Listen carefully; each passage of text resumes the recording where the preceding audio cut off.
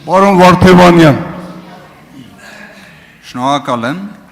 պարոն Հասանով, մենք ի վերջո ազգային ժողովի կանոնակարգ սահմանադրական օրենքի կարգավորումների հիման վրա ենք կարծես առաջին նստաշրջանի անցկացումը մեկնարկում։ Համաձայն նշված կարգավորման առաջին նստաշրջանի բացման առթիվ ողջույնի ելույթի իրավունք ունեն Հանրապետության նախագահը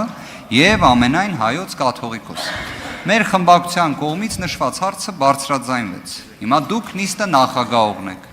տարիքով ավագն եք, ձեր խոսքում հիշատակեցիք 6-րդ, 7-րդ, 8-րդ գումարման ազգային ժողովների առաջին նստաշրջանի նիստերը,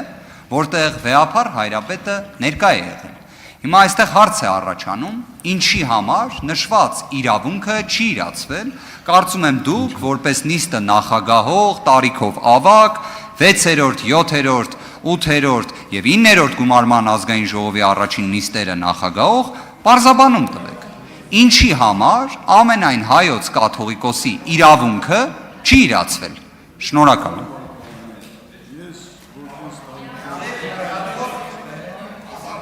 Որպես տարիքով ավագ պատգամավոր,